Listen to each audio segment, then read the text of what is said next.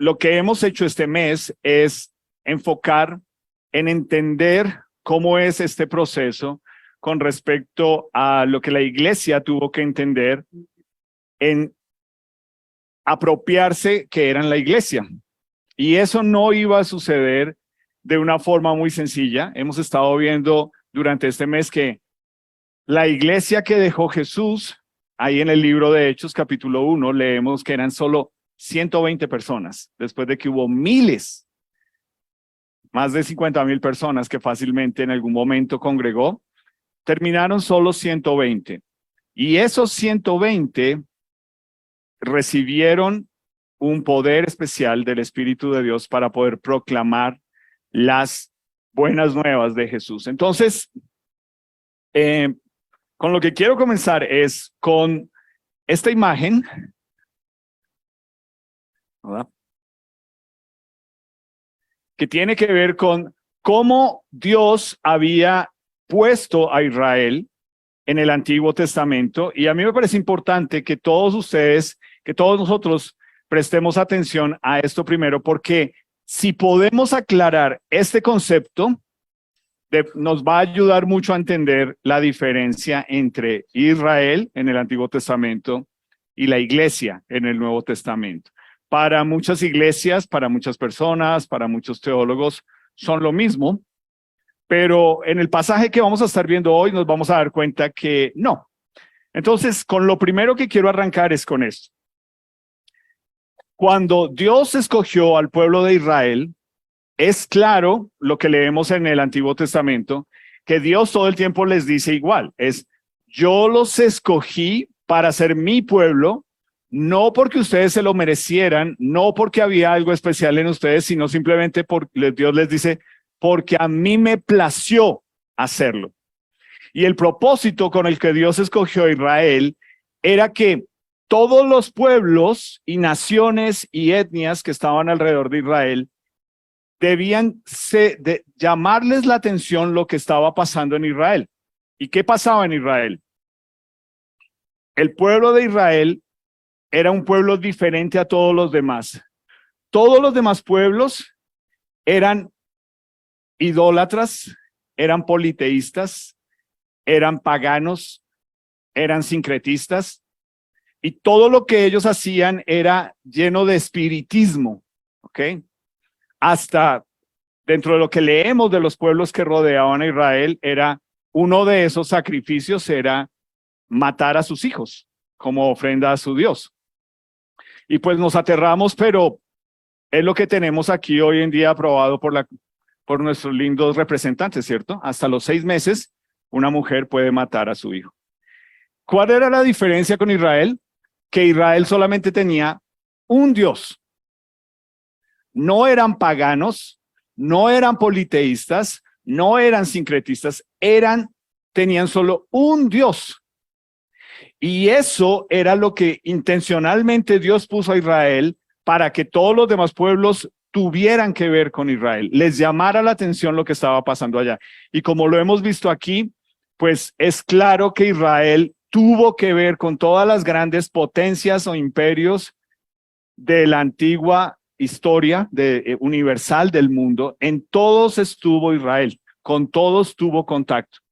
Entonces, este era el propósito, atraer a los demás pueblos para que pudieran conocer a Dios. Entonces, ahí viene luego un versículo que está en Levítico 20:26, donde Dios les dice, habéis pues de serme santos, porque yo Jehová soy santo. Y ahí es donde personas dicen, pero ¿cómo Dios nos va a pedir a nosotros que seamos santos como Él, si eso es algo imposible? Bueno, Él se los aclara. Yo los he apartado de los pueblos para que sean míos. Santidad, el concepto primordial de santidad es ser tomado aparte. Y es lo que está haciendo aquí Dios con el pueblo de Israel. Les está diciendo, de todos los demás pueblos que tienen las mismas características, yo los estoy apartando a ustedes para mí, para que sean míos, para que conozcan mi amor, para que descubran qué es pertenecer al único Dios verdadero. Entonces, más allá de solamente pensar en, obviamente es claro, Levítico pues les deja claro a ellos lo que podían y no podían hacer, pero era el concepto de le pertenezco a Dios. Somos pueblo de Dios, representamos a Dios y el propósito con el que Dios los puso era para que todas las demás naciones vinieran a ellos, fueran atraídos hacia ellos. Y ahí viene entender Deuteronomio 28, 9 y 10. Lo tengo aquí porque ahora vamos a leer otros versículos, pero ¿cuál era esa bendición de Dios para ellos? Dice, te establecerá el Señor como pueblo santo para sí, como te juró, y pone una condición: si guardas los mandamientos del Señor tu Dios y andas en sus caminos. Y entonces, ¿qué dice? Dios va a hacer esto si ustedes hacen su parte y como resultado verán todos los pueblos de la tierra que sobre ti, Israel, es invocado el nombre del Señor. ¿Y qué? Y te temerán. Es decir, el propósito con el que Dios hace al escoger a Israel no es para que ellos pensaran más de ellos, para que ellos creyeran y pensaran que eran mejores. Era todo lo contrario. El propósito era decir, mira, nosotros somos igual que todos los demás, pero a Dios le plació escogernos y nos da unos privilegios, unas bendiciones de Él sobre nosotros, pero es por Él, no por nosotros. Y hago mucho énfasis en esto, porque ahora en lo que vamos a leer, ya aplicado a nosotros, pues ahí es donde entramos en conflicto. Entonces, ¿qué sucede acá? Este es el propósito, la misión con el que Dios había escogido a Israel. No es negociable. Dios no les está diciendo, bueno, cuando cambien estas circunstancias o si llega a pasar esto, o no hay asterisco ahí chiquitico ahí para que el pueblo de Israel diga, bueno, ahí ya podemos dejar de ser pueblo de Dios o Dios va a dejar de querernos. No, no funcionaba de esa forma.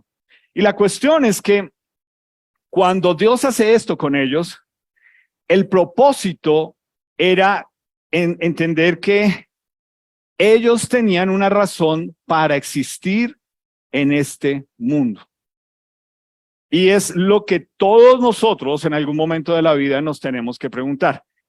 ¿Quién soy y para qué estoy acá?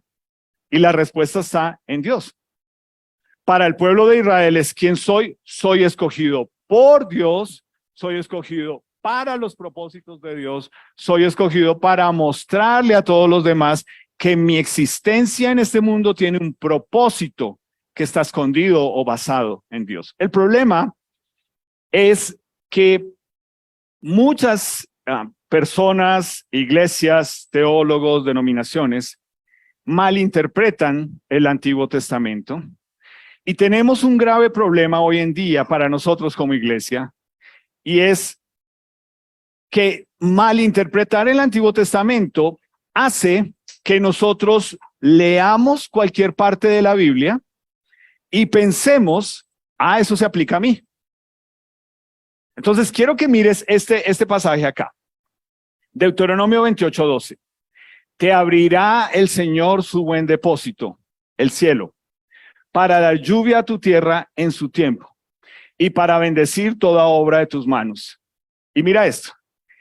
Y prestarás a muchos gentiles y tú no tomarás prestado. ¿A quién de ustedes no les encantaría que yo me parara aquí a decirte, mira, tú estás pasando por problemas económicos, Dios va a abrir los cielos y va a llover bendición sobre tu vida y tú no tienes que pedir prestado, sino que tú vas a prestar? ¿Cuántos de ustedes? Sí, yo lo quiero. ¿Qué hay que hacer? ¿Dónde hay que sembrar? ¿Cuánto hay que dar?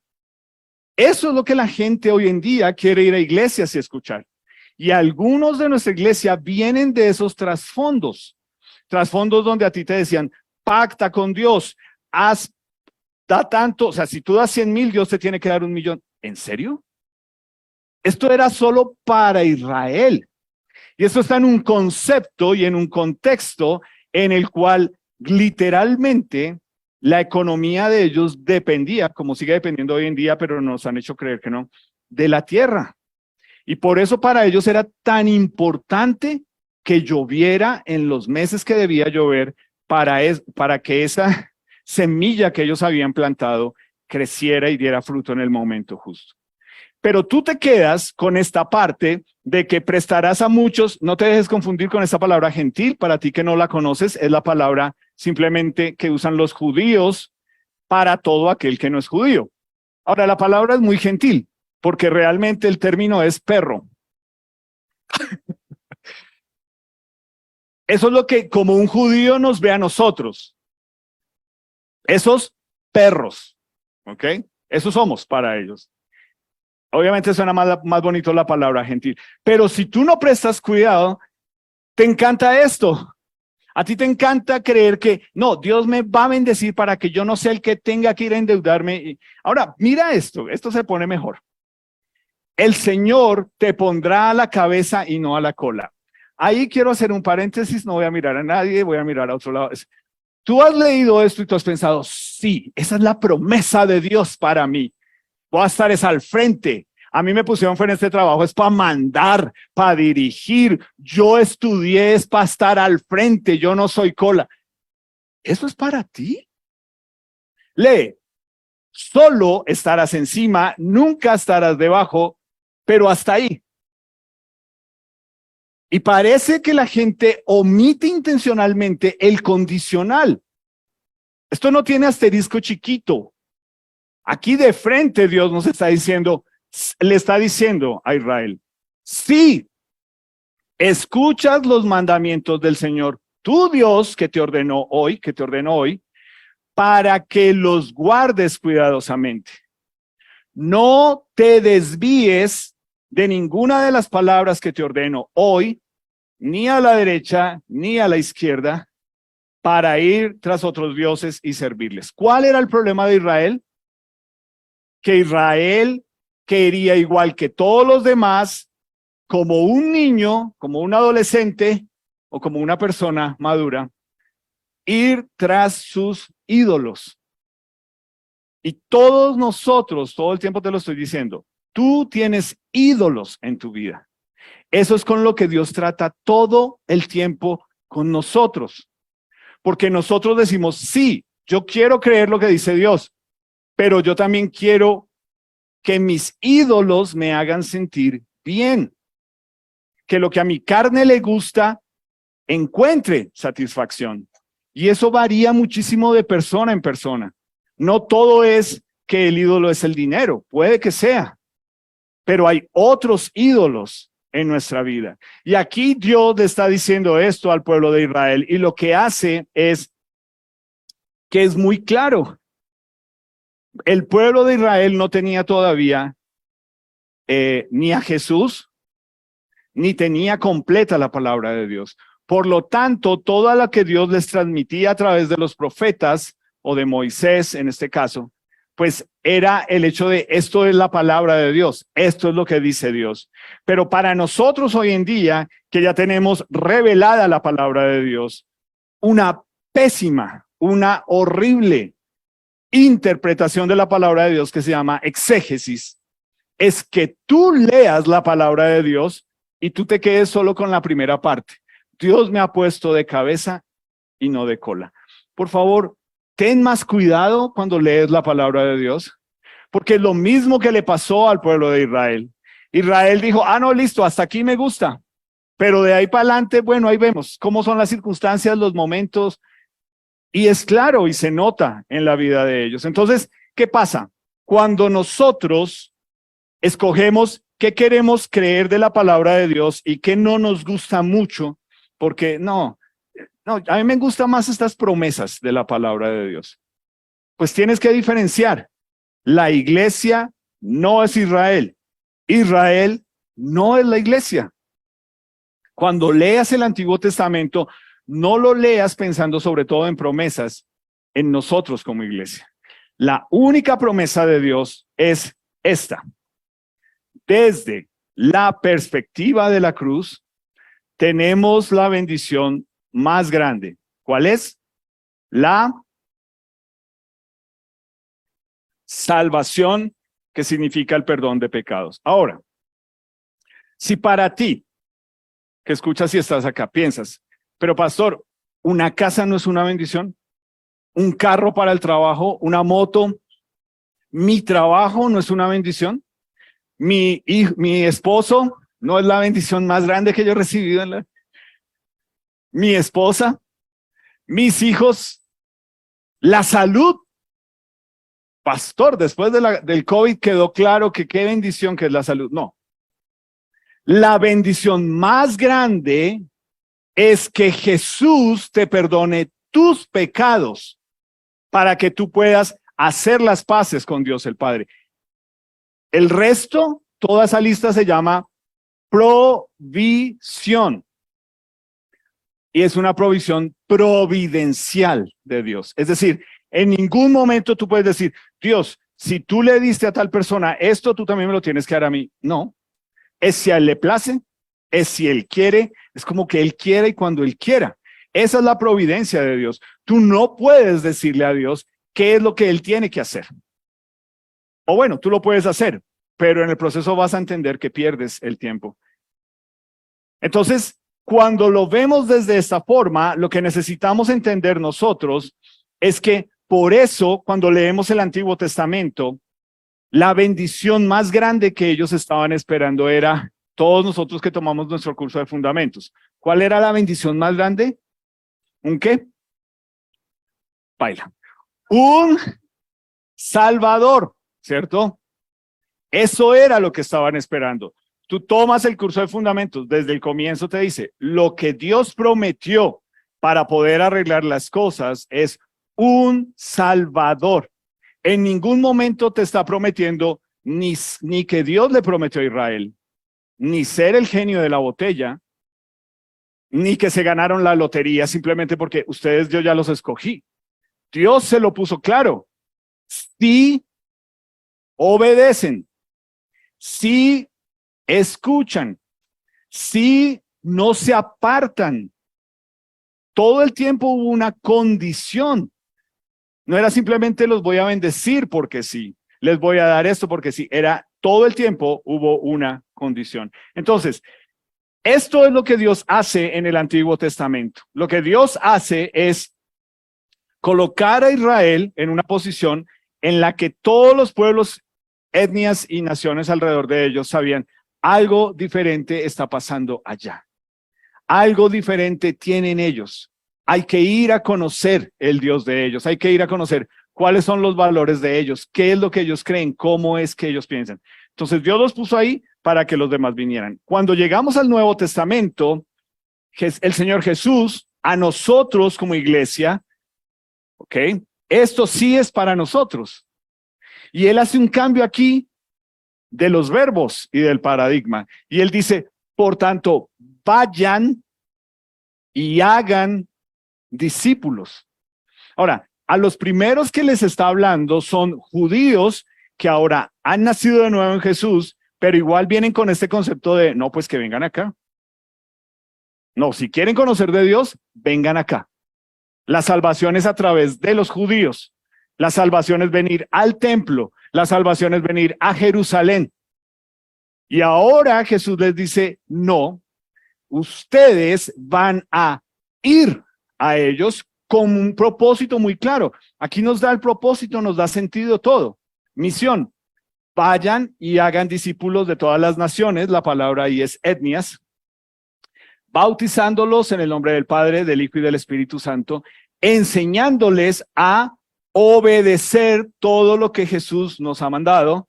Y él dice, y les aseguro que estaré con ustedes siempre hasta el fin del mundo. Es decir, Israel perdió su oportunidad de reflejar a Dios y toda la creencia de Israel simplemente se volvió religión de máscaras, como vimos la semana pasada. Era una religión basada en, no, yo soy mejor persona porque yo no como cerdo, básicamente, y porque soy judío. Y perder esa oportunidad es lo que hace que cuando llega Jesús, ellos tampoco entiendan quién es Él. Y ahora hay un giro en esta historia de 180 grados, y ahora somos nosotros como iglesia donde Jesús nos está diciendo, no es ustedes sentados ahí esperando a que vengan, es ustedes yendo Ahora, date cuenta, ahí no dice que solamente deben ir los pastores y los misioneros. Ahí no dice que es solamente una tarea para unas personas especiales. Somos especialitos, pero no dice para unos cuantos especiales. No, ahí nos dice que hay una tarea por hacer. Ahora, vuelvo y te repito. Aquí están ellos, son 120 y están pensando, bueno, está bien, Jerusalén está bien, es nuestra gente. Judea, bueno, son los que están afuera. Pero Samaria, como vimos la semana pasada, esa gente es indeseable. No me pidas a mí que vayan de los indeseables. Y no sé cómo les fue anoche en sus grupos hablando de eso, pero es interesante, ¿cierto? Cuando pensamos en que uno dice, no, yo no tengo a alguien en mi vida a quien yo le ponga esa categoría tan grande. Si estuviste en tu grupo pequeño, espero que te hayas dado cuenta que sí. Y lo que Jesús hace es que les dice que cuando venga el Espíritu Santo sobre ustedes, van a recibir el poder. ¿Y para hacer qué? Testigos. Y ahí les dice, en Jerusalén, en Judea, en Samaria y hasta lo último o hasta los confines de la tierra. ¿Qué necesitaban ellos? El poder es el Espíritu Santo. No era simplemente decir, yo anduve con Jesús. Es ahora yo tengo el Espíritu Santo en mí que me está recordando todo el tiempo lo que Jesús hizo. En el caso de ellos, lo que ellos vieron directamente, qué hizo Jesús, qué enseñó Jesús, cómo los llevaba Jesús. Entonces, es algo impensable, como vimos la semana pasada. Para muchos de ellos era yo ir a Samaria. Eso es no. Estamos acostumbrados, es que todo el mundo viene acá. ¿Cómo Jesús ahora nos dice que tenemos que ir allá y menos donde los indeseables?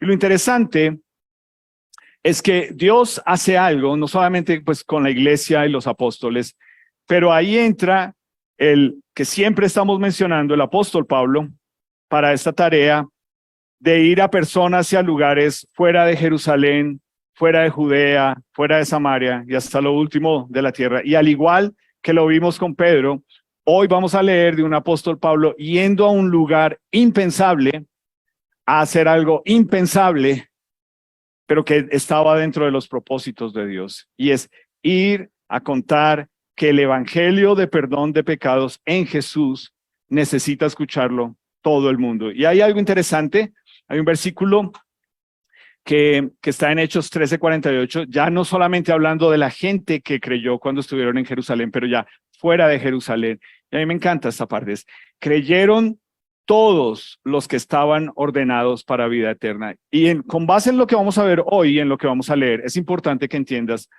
nuestra tarea es ir. Nuestra tarea no es ni convencer, ni pelear, ni argumentar, ni decir, pero es que ustedes son unos brutos, unos cerrados, como... No, tu tarea es ir y contar, pero que tú sepas que realmente, intencionalmente dices, yo sí he ido a otros a contarles. Entonces, quiero que por favor busques Hechos capítulo 17 y vamos a leer acá con respecto al apóstol Pablo en un lugar muy especial. En las otras charlas, a veces, en vez de decir el apóstol Pedro, he dicho el apóstol Pablo. Y hoy sí es el apóstol Pablo, bueno. Entonces, si tú estás ahí en tu Biblia, Hechos capítulo 17, en el libro de Hechos, a partir de más o menos el capítulo 10, tú ves de ahí para adelante cómo toda la historia ahora se centra en lo que hace el apóstol Pablo y la forma como Dios lo utilizó, sobre todo porque él fue el comisionado por Dios para ir a todo ese mundo que estaba fuera de Israel, que ellos no concebían ir. Y así como al apóstol Pedro, el Espíritu de Dios lo guía a personas que para él eran indeseables, aquí también hay otra persona de pensamiento cuadriculado que Dios le está diciendo, es que ya te dije, tú vas a ir y tú vas a ir y yo te voy a llevar y vas a pasar por las duras y las maduras, pero yo estoy contigo. Y aquí en el capítulo 17, en sus Biblias, aunque eso no está en el original, pero nos ayuda, nos dice Pablo Pablo en Atenas, versículo 16. Ahora, antes de que lo leamos, quiero dar el contexto. ¿Qué significa lo que vamos a leer? Lo que vamos a leer es que Pablo fue guiado por el Espíritu de Dios a ir a exponer el mensaje de la salvación en Jesús, del perdón de pecados en Jesús. E ir a Atenas es básicamente como si tú fueras y te metieras a una universidad, pero encima de todo una universidad pública, y te paras allá. Vengan, les quiero hablar de Dios. ¿Cuánto crees que durarías tú ahí? No mucho, ¿cierto? Pero es lo que quiero que entiendas la dimensión de esto. No es simplemente que, bueno, Pablo llegó allá. No, pararse a hablar en Atenas era pararse a hablar con todos los filósofos y, como vimos el mes pasado, con todas estas personas con su tradición de pensamiento basura filosófico, ¿cierto? De confundir, de mezclar, de decir no hay verdad, de decir todo es una farsa, y de gnosticismo, como lo estuvimos viendo. Es meterse en la boca del tigre. Es básicamente a que la gente no solamente se burle, o sea, lo menos es eso, que la gente se burle, es básicamente que la gente diga, o sea, usted está loco, eso no tiene sentido. ¿Cómo viene usted frente a nosotros, que somos la crema innata de la cultura, de la inteligencia, de la educación, a decirnos todas estas basuras? Eso es lo que les molesta, porque para ellos, si tú recuerdas, para los griegos y los romanos, eran parte de esas culturas que eran politeístas, que eran paganos, que eran espiritistas. Y todo se cubre, sobre todo aquí en Grecia, con eso no es de una persona inteligente, eso no es de una persona culta. Una persona que piensa no diría eso. Y hasta el día de hoy, tú lo sabes.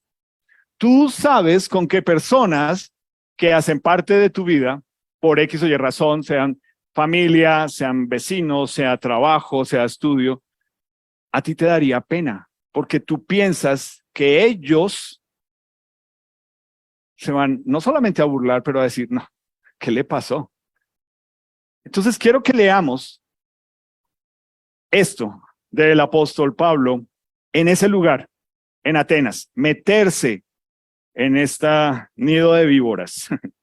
Mientras Pablo, versículo 16, los esperaba en Atenas, mira lo que dice, su espíritu se enardecía viendo la ciudad entregada a la idolatría. Cuando tú naces de nuevo en Jesús, cuando Él te cambia de adentro hacia afuera, cuando tú empiezas a ver que tu pensamiento empieza a ser renovado por la palabra de Dios, tú deberías ser más consciente, primero de verlo en ti, pero segundo de pararte a ver la idolatría de las personas. Eso es lo primero que tú deberías poder ver. No solamente, o sea, no porque juzgas, pero para que eso sea un espejo para ti. ¿Qué tanto eso que yo juzgo de idolatría en ellos, lo veo en mí? Ese es el ejercicio. Y aquí el apóstol Pablo dice que enardecía de verlos en la idolatría.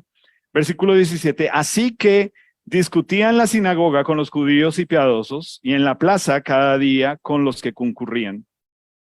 Y algunos filósofos de los epicúreos y de los estoicos disputaban con él, y unos decían, ¿qué querrá decir este palabrero? Y otros, parece que es predicador de nuevos dioses, porque les predicaba el evangelio de Jesús y de la resurrección. Entonces tú lees ahí estoicos y epicúreos, y es básicamente conceptos filosóficos muy fuertes que habían ahí en Grecia, en Atenas y en todo ese imperio en su momento, ¿cierto? Y son formas de pensar. Uno era el hecho de decir, hay que darle rienda suelta a todo lo carnal, no hay problema. Y el otro decía, no, absténgase de todos sus apetitos y deseos carnales para usted ir superando. Pero básicamente, digamos que confluían en lo mismo, en que era una cuestión de idolatría y de carnalidad. Versículo 19. Tomándole, le trajeron al Areópago, diciendo, ¿podemos saber qué es esta nueva enseñanza de que hablas? Pues traes a nuestros oídos cosas extrañas. Queremos pues saber qué quiere decir esto. Y mira lo que Lucas, el médico, escribe aquí. Porque todos los atenienses y los extranjeros residentes allí en ninguna otra cosa se interesaban sino en decir o en oír algo nuevo. ¿Tú ves alguna diferencia con nuestro mundo hoy? No. Las personas, todo el tiempo queremos saber qué hay nuevo, qué está pasando. Cuéntame. Yo quiero escuchar. No, yo no sabía de eso. Cuéntame un poco más de eso. Y todo lo que apele a que tu carne va a ser feliz o a que es dinero fácil, pues tú ya deberías saber que es una trampa, digo yo. Versículo 22. Entonces Pablo, puesto en pie en medio del Areópago, dijo, varones atenienses, en todo observo que sois muy religiosos, porque pasando y mirando vuestros santuarios, hallé también un altar en el cual estaba esta inscripción: al Dios no conocido, al que vosotros adoráis, pues sin conocerle, es a quien yo os anuncio. O sea, ¿te imaginas?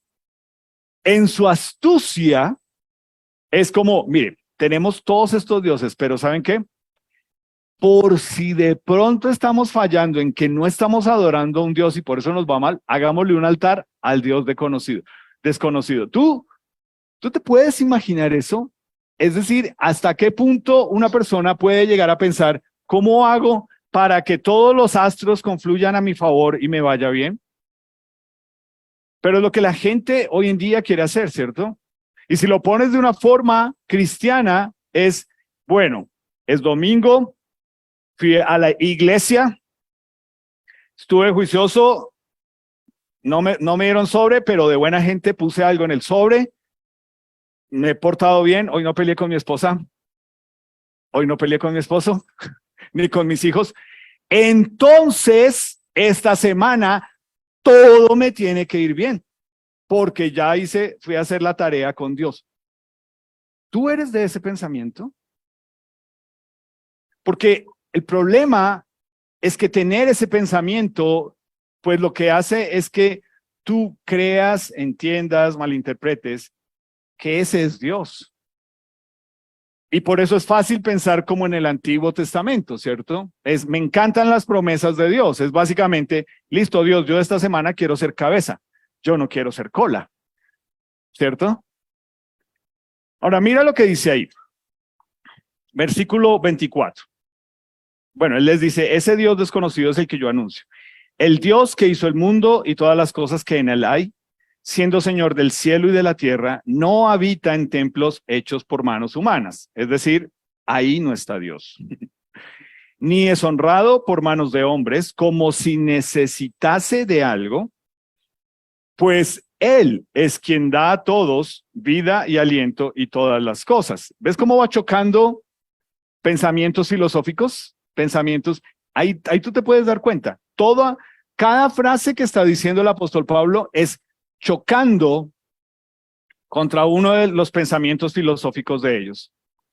Dice, y de una sangre ha hecho todo el linaje de los hombres para que habiten sobre la faz de la tierra, y les ha prefijado el orden de los tiempos y los límites de su habitación.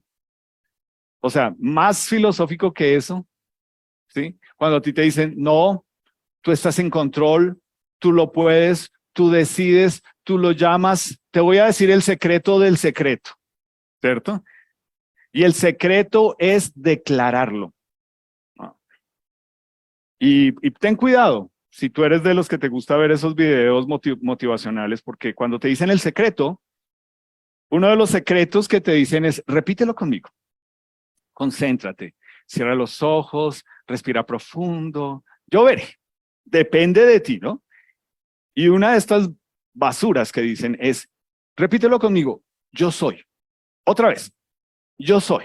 Más fuerte, yo soy. ¿Tú has leído en el Antiguo Testamento quién es yo soy?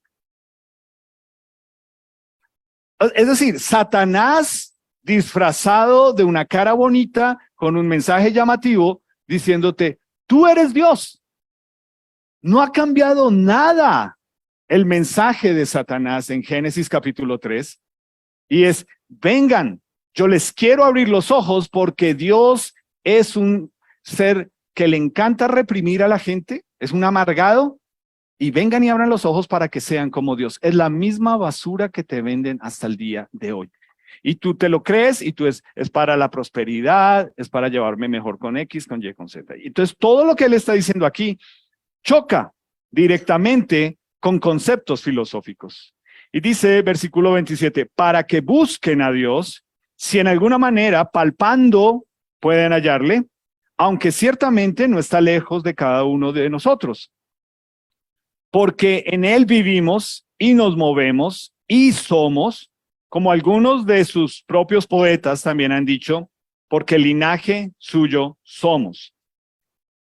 Siendo pues linaje de Dios, no debemos pensar que la divinidad sea semejante a oro o plata o piedra o escultura de arte y de imaginación de hombres. ¿Te recuerdas cómo eran los dioses griegos? Tenía que ser el tipo bien acuerpado, tenía que ser la mujer de curvas bonitas, tenía que verse atractivo, tenía que tener un pedestal en un santuario, ojalá con piedras preciosas. Y él dice, ese no es Dios. Dios, tú no puedes fabricar a Dios. Y luego dice, pero Dios, habiendo pasado por alto los tiempos de esta ignorancia, ahora manda a todos los hombres en todo lugar, ¿ves? No solamente está viniendo a decir, mira, es que Dios es el Dios de los judíos. No, el Dios verdadero tiene un mensaje para todo el mundo, incluyéndolos a ustedes, que creen que tienen un altar para el Dios desconocido. ¿Y cuál es el mensaje? Le manda a decir a todos los hombres que se arrepientan. ¿Cuál mensaje esperabas tú escuchar hoy de Dios acá? ¿Que tú eres especial? ¿Que Dios te ama sin importar las cosas que hagas? ¿Que Dios te va a bendecir esta semana por haber hecho un negocio con Él y venir hoy o por ver esto? El mensaje no cambia. El mensaje es el mismo. Esto es lo mismo que dijo Juan el Bautista cuando era pregonero de que venía Jesús. ¿Qué les dijo? Arrepiéntanse. Es el mismo mensaje para nosotros. Y probablemente tú digas, pero yo ya nací de nuevo. Te aseguro que todos los días, ojalá hagas el ejercicio de arrepentirte. Arrepentirse no es llorar. Arrepentirse es cambio.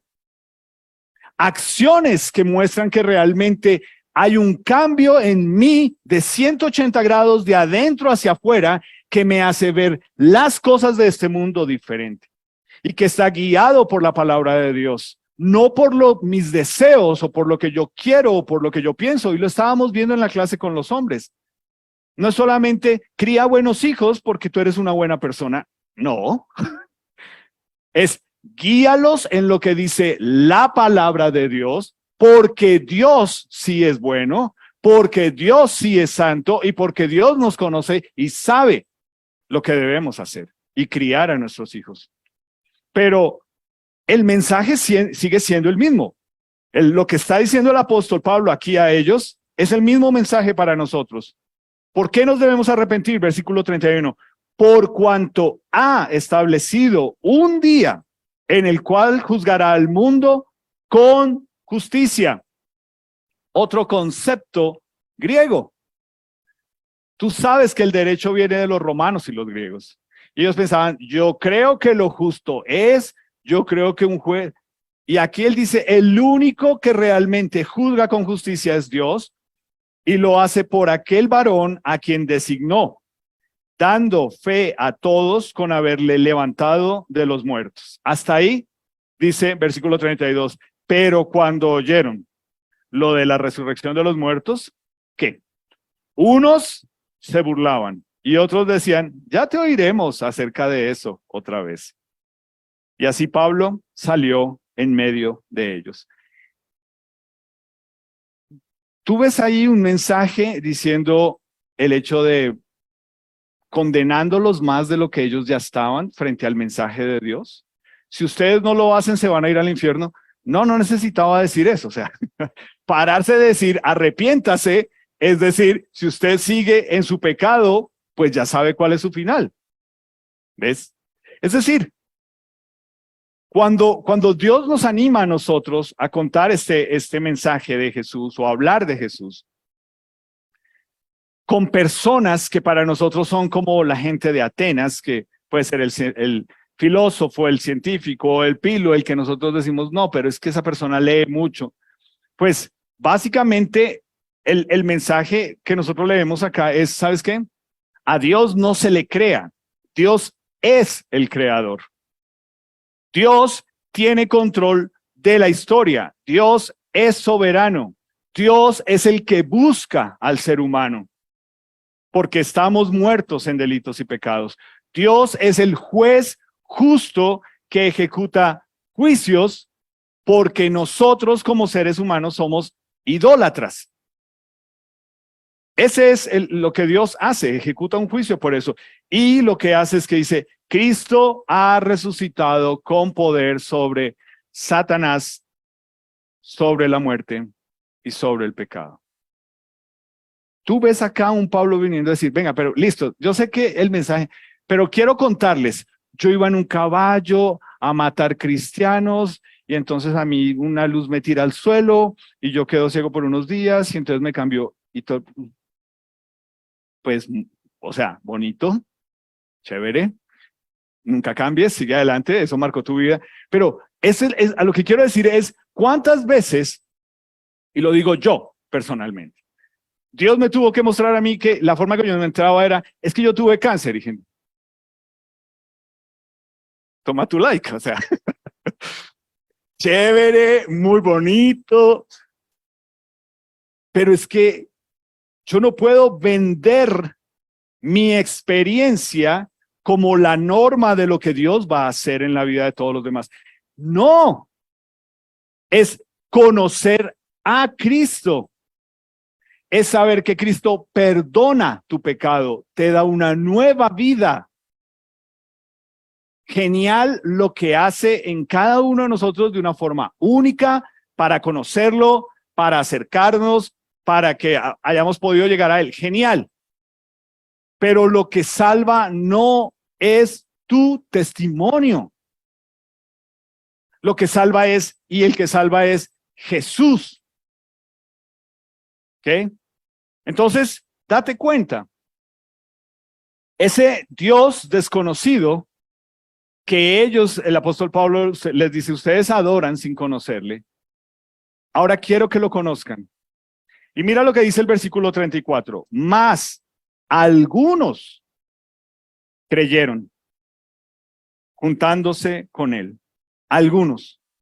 Es decir, tú no sabes, tú no tienes idea lo que Dios va a hacer al momento en que tú hablas de Jesús y en quién queda esa palabra de Dios sembrada, digámoslo así, para producir fruto. Y no es tu tarea convencer. Eso es parte de lo que hace el Espíritu de Dios. Entonces, Dios, eso fue lo que hizo con Israel, permitir que ellos fueran ese lugar donde todas las demás naciones que eran paganos, que eran politeístas, que eran idólatras, vinieran. Pero ahora Jesús hace algo y dice, no, ahora yo quiero cambiar esto. Vamos a hacer un cambio, 180 grados. Ya no es vengan, ahora es la iglesia. Si tú eres una nueva criatura en Jesús, tú vas a ir a ellos. Y es lo que estamos viendo todo este mes, ¿cierto? Es primero a Jerusalén, que son los míos, ¿cierto? Mi familia, los más cercanos, con los que vivo, los que considero míos. Luego, Judea son los demás, mis compañeros de trabajo, mis compañeros de estudio, los vecinos, ese tipo de personas. Luego es Samaria, que son esos personajes que uno piensa que no tienen su vida, pero que los tiene, que uno diría, Dios no, yo creo que Dios no, le va a tocar muy difícil si lo va a salvar. Y como les dije a ustedes, esta iglesia, hay algunos de ustedes que yo veo, yo digo, no, o sea, yo no hubiera dado un peso, pero Dios está diciendo aquí, mira, mira lo que yo hago. Y pues obviamente está lo último de la tierra. Entonces, lo último de la tierra es todas estas demás personas que a veces Dios nos permite tener contacto con ellos y que obviamente tal vez no son personas que nosotros tenemos en unos momentos muy específicos. Puede ser porque son el profesor, puede ser porque son compañeros de alguna materia, puede ser porque es alguien que tú conoces que es muy pilo, que lee mucho y todas estas cuestiones con respecto a eso. Pero, ¿cómo vamos a hacer nosotros esta tarea? ¿Cómo vamos nosotros a asegurar que no somos nosotros como iglesia diciendo, mire, si la salvación es de Dios y si Dios ya tiene escogidos a los que va a salvar, pues que vengan? ¿Sí o no? No. Vayan y hagan discípulos. No solamente es vayan y cuéntenle a la gente. ¿Tú sabes qué implica hacer un discípulo? Es lo que espero que la gran mayoría de ustedes en nuestra iglesia ha recibido. Y es el producto de eso. ¿Qué implica para nosotros como iglesia entender que no es esperar a que vengan, sino que debemos ir a ellos? Tenemos un espacio que es el grupo pequeño. Y es ahí donde ambas tareas, donde ambas formas de hacer esto se juntan. Y es, de una parte, hay personas que invitan a otros, pero de otra parte nosotros también estamos creciendo en nuestro compañerismo, en nuestro amor unos por otros, en orar unos por otros, en acompañarnos unos a otros. Ese es el espacio. El espacio del grupo pequeño está creado para que nosotros podamos compartir y podamos ser esa persona que, independiente si esta persona es nueva y yo no la conozco, en el proceso nos vayamos conociendo. Y hacer un discípulo no es solamente decir, bueno, ven, te enseño 2 lecciones y ya, sino que es que se vuelva una amistad, una influencia, que haya más allá de simplemente vernos el domingo. Es que empecemos a compartir en otros espacios, ojalá en el grupo pequeño. Pero es de la única forma en que nosotros vamos a poder hacer esto, porque es de la forma en que vamos a poder apuntar a que ser enviados a este mundo, lo primero que tenemos que confrontar es lo que hizo el apóstol Pablo. Y es la única forma en que tú puedes animar a otra persona a entender quién es Jesús, es cuando tú tienes claro quién es Jesús en tu vida. Y cuando tú tienes claro cuáles son los ídolos en tu vida. Y esa parte nos cuesta, porque nosotros vivimos en un mundo y en una cultura que está llena de ídolos muy bonitos y muy agradables.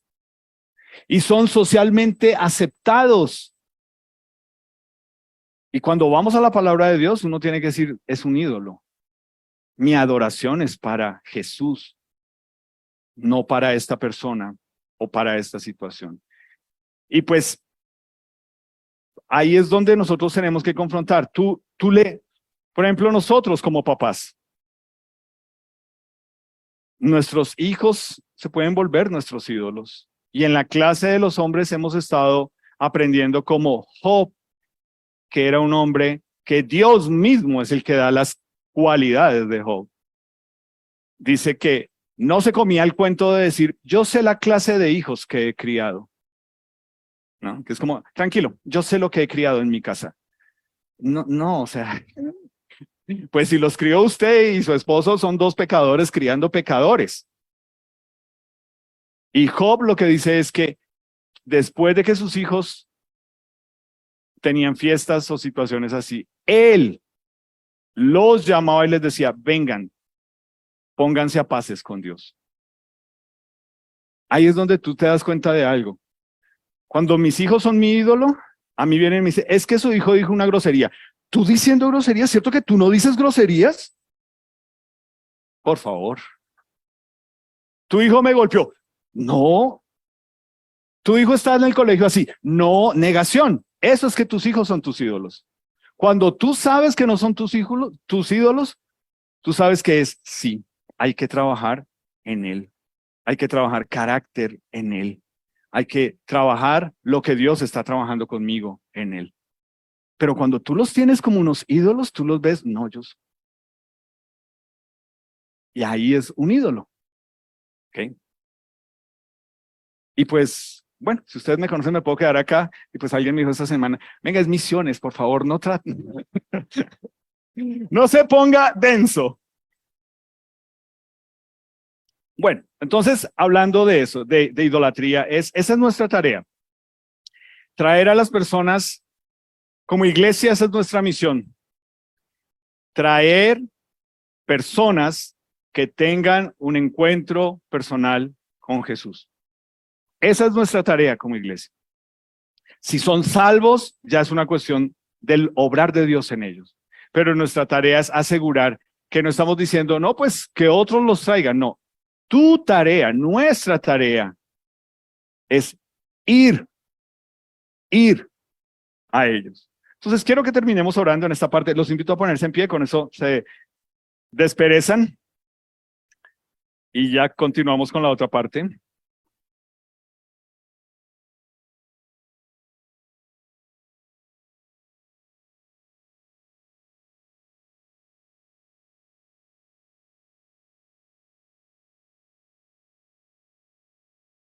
Esta es nuestra tarea. Nuestra tarea es contarle a otros acerca de Jesús. Más allá de lo que haya pasado con cada uno de nosotros, en nuestra experiencia con Él, es entender que es una cuestión de que la persona necesita saber que el único en el que hay perdón de pecados es en Jesús. Esa es nuestra tarea. Ya que la persona se sienta pecador, se convenza de que es pecador, vea su vida como pecador, pues Dios nos dará otras oportunidades. Pero nuestra tarea es contar que en Jesús hay oportunidades, hay perdón de pecados y que eso es lo que hace que uno pueda tener una nueva vida para vivir de una forma diferente a como vive este mundo. Señor Jesús, gracias por tu palabra hoy. Gracias porque pues le permitiste a un apóstol Pablo ir a ese centro de inteligencia y de sabiduría humana y hablar, obviamente movido por ti, Espíritu Santo, con el poder tuyo, cosas que él sabía que a ellos les iban a incomodar, cosas, palabras que tú pusiste en él sabiendo que ellos iban a quedar pensando. Y te agradezco por esas personas que creyeron, porque fueron movidos por ti a creer. Señor, aquí estamos nosotros como iglesia, en un mes en el que hablamos de misiones y pensamos que son otros los que están yendo, pero tú nos animas a nosotros primero como iglesia a que no vamos a entender la labor de todos ellos si no la apropiamos nosotros primero como iglesia, aquí, en nuestra ciudad, alrededor de las personas que nos has puesto, que son nuestra Jerusalén, nuestra Judea, nuestra Samaria. Esas personas aquí, tú nos has puesto como misioneros y te ruego que encuentres en nuestra iglesia esos misioneros enviados a este mundo. En tu precioso nombre, amén. Pueden tomar asiento, por favor. Entonces, hoy quiero mencionar estas últimas dos familias que hacen parte de los misioneros que nosotros como iglesia estamos apoyando. La primera es la familia Smith. Ellos están en República Dominicana. Él es Justin, él es norteamericano, ella es, se me fue, Jamie, ella es colombiana. Y lo que hicieron es que sintieron el llamado de Dios a ir a República Dominicana, pero no están en Punta Cana, ni en Samaná, ¿no? Están por allá arriba en una montaña donde llega el viento para devolverse, donde no hay mar, ni resorts, ni gente divinamente, no.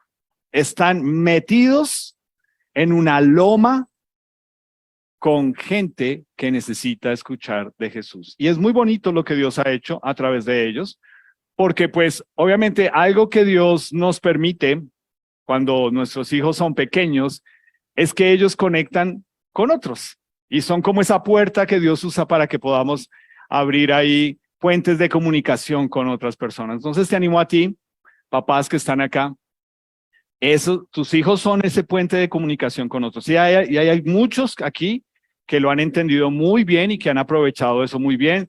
Y pues lo menciono acá, hay personas aquí que dicen, escuchábamos que estaban mal y les dijimos, lean tal libro, se los enviamos por PDF. Eso es algo, eso es crear un puente con personas que necesitan escuchar de Jesús.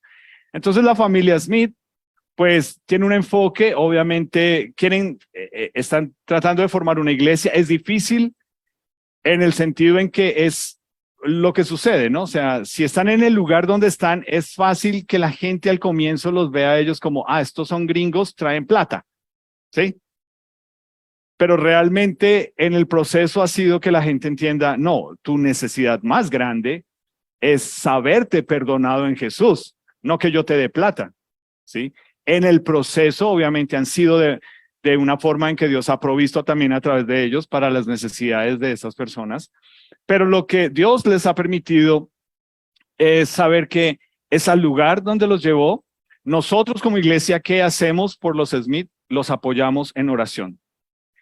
Y no económicamente, nos encantaría que llegue ese momento, pero realmente nosotros no dimensionamos. En el grupo que tienen en WhatsApp, tenemos un grupo de misiones y ahí hay personas que oran específicamente por los misioneros y nosotros no dimensionamos la bendición que es para ellos sentirse amados a través de nosotros como iglesia cuando les escriben feliz cumpleaños, cuando ellos dicen por favor oren por nosotros por tal situación y saben que se va a orar. Entonces, si Dios también te está llamando a ti, no solamente a dar, pero a ser parte de personas que oran por misioneros, tenemos ese grupo, puedes acercarte a Fernando Castaño y preguntarle, y pues ese grupo también tiene unas reuniones de oración. Entonces, hago énfasis en eso porque es importante que entendamos que los grupos pequeños son creados con esa idea también, es orar en el grupo pequeño. Y tenemos otros grupos en donde hay también oración. Entonces, no generamos espacios, y en su momento los haremos, donde nos vamos a reunir todos a orar, porque nos encanta ver más estas pequeñas iglesias que tenemos llamados grupos pequeños, orando por otras situaciones y personas. Entonces, acá están los Smith, son personas que están haciendo un llamado de Dios y están yendo fuera de su territorio, están yendo realmente Estados Unidos es un lugar que necesita urgentemente muchos misioneros, pero Dios los llamó a salir fuera de su comodidad y a ir a un lugar como República Dominicana, como les digo, en un espacio donde realmente lo primero que gente piensa, no, pues en República Dominicana, chévere, pero tú no alcanzas a dimensionar, pues igual, como en todos nuestros países, todo el pecado que hay. Entonces, ellos son los Smith primero, y luego está la familia Venegas, es Néstor, Juanita y Joel, y ellos están trabajando en el Valle del Cauca y en el Cauca. Ellos, vamos a ver un video de ellos. Sí, está en la carpeta. Ya, espérate, digo algo. Y lo que no me voy a extender aquí porque el video es muy claro en qué están haciendo, cómo lo están haciendo, dónde están haciendo, con quiénes están haciendo las cosas. Y pues lo bonito es que Dios les ha permitido a ellos también, igual, a través de nuestra iglesia, sentir nuestro apoyo en oración, sentir que escriben, miren, hoy vamos a entrar a la tribu tal en el Cauca, por favor, oren que Dios nos dé gracia, que podamos tener un buen tiempo, que el clima, que el carro, que las cosas funcionen. Entonces, ellos también son unos misioneros que todo el tiempo están diciendo gracias por su apoyo en oración. Igual los apoyamos económicamente, pero también esperan ese apoyo en oración. Entonces, dale. Buenos días, amada familia bíblica. Les saludamos desde el Valle del Cauca. Seguimos sirviendo al Señor. Mi nombre es Juanita Carrera. Néstor Venegas. Esta es nuestra tarea actualmente, de brindar esperanza en lo que decimos y hacemos en nombre de Él. Hacen lo que las autoridades en Colombia dicen, que hay 190 niños que se están suicidando por problemas de depresión. Hemos enfocado el trabajo en el evangelismo con niños en las comunidades indígenas, en sitios vulnerables como Siloé y también en Agua Blanca. Conocemos que la presencia del Señor nos ha acompañado, ya que los peligros en cuanto a seguridad en la carretera y en el sitio han estado presentes. De esta manera, cuando vamos al Cauca, en las veredas de Jerusalén, de Caloteño, para compartir con los indígenas Nasa o con los Misak, allí en su resguardo, podemos compartir la enseñanza. No han sido visitas de repente, sino acordadas con los líderes de la zona, sabiendo que la permanencia de grupos al margen de la ley continúa, de tal forma que el Señor ha dirigido el momento en que se puede compartir en esos lugares aquí en el Valle y Cauca. Aquí estamos compartiendo con una comunidad del corregimiento del Tiple en el municipio de Candelaria, hablándoles acerca de ese trabajo que como padres es necesario mostrar a los hijos. Compartimos con ustedes el saludo de nuestro hijo Joel, quien siendo llamado por el Señor está sirviendo tiempo completo en el evangelismo de jóvenes, niños, adolescentes allí desde el campamento Juanos. Allí cada semana llegan entre 400 y 500 personas y él es parte del equipo de consejeros y de personas que comparten las verdades del Evangelio. Una de las áreas que Dios nos ha permitido crecer fuertemente es a través del ministerio de Despierta Débora, Madres de Rodillas, Hijos de Pie. Animamos a las madres a conocer al Señor primeramente y en segundo lugar a interceder por sus hijos. Madres que realmente pueden ser físicas, espirituales, de vecindario, y eso lo hemos hecho en colegios, a través de lugares que nos prestan en iglesias o en grupos de comunidad. La forma como Dios nos permite entrar a los colegios es a través del programa de prevención del abuso sexual, pues esta es una pandemia que está incrustándose en la mente de nuestros niños y jóvenes. Varios meses estuvimos organizando mirando cada uno de los recursos para poder llevar a un grupo de 104 muchachos de las zonas más vulnerables en Cali, muchachos que tienen problemas de drogadicción, de pandillismo, y allí les presentamos la esperanza de cambio de vida en el Señor. Damos con ustedes un tríptico para que ustedes recuerden nuestros motivos de oración. Gracias por ser parte de nuestro equipo misionero. Nosotros aquí, ustedes allí, orando, ofrendando, pero siendo un solo equipo en las manos del Señor. Lo que hemos hecho es, al final, en la parte de atrás, hay información acerca de ambas familias. Hay fotos para que ustedes también se pueden llevar impresas, pegarlas en la nevera o en algún lugar donde usted pueda tener visible y recordar entre semana, orar por ellos. Y pues obviamente lo que queremos lograr es esto que llamamos el compromiso misionero. En el día de hoy se les ha entregado un papelito, ¿cierto? Ese papelito es para que esta semana ores. O sea, si no has orado este mes, toma este tiempo esta semana, tenlo visible y es, listo Dios, ¿cuánto me voy a comprometer a dar durante un año? Ya sea como tú lo quieras dar, semanal, quincenal o mensual, ¿ok? Es un compromiso entre tú y Dios, pero lo que hacemos con este compromiso misionero es que nos da un valor que podemos cada mes repartir para cubrir las necesidades de los diferentes misioneros, del Club La Cima en Suba, Bilbao, de la familia Alzate Forero en Tunja, de Patricia Mora en Suacha, de la familia Cruz, ahora con los Barí, de la familia Venegas en el Valle y el Cauca, y en oración a la familia Smith. Entonces, Si no tienes, por favor, déjame saber y te damos un papelito de estos. Igual en 8 días, ¿cuál es la idea? Que te lleves el papelito, que ores y en 8 días vamos a volver a dar otro papelito, pero ya va a tener en la parte de abajo una tirilla para que simplemente tú te quedas con lo que escribiste, que es tu ofrenda, y nos entregas la tirilla que dice, voy a dar cierta cantidad de dinero mensual, pones en la casilla, mensual, quincenal o mensual o semanal. Entonces, con eso lo que logramos es que entendamos que hemos sido expuestos durante este mes a entender que hay otras personas yendo a otros lugares, incluso aquí en Bogotá, donde nosotros no estamos yendo, pero a través de ellos estamos haciendo la tarea que Jesús nos dijo, vayan y hagan discípulos. ¿Okay? Entonces vamos a terminar orando. Señor Jesús, gracias por hacernos partícipes de la tarea que tú viniste a hacer. Tú fuiste enviado por el Padre como misionero a morir en una cruz por nuestro pecado. Y ahora que tú has hecho el sacrificio que satisfizo la ira santa del Padre, tú nos envías a nosotros a ir a otros para que conozcan de ti, para que sepan que hay perdón de pecados en ti y para que entiendan que tú les quieres dar una vida nueva en ti.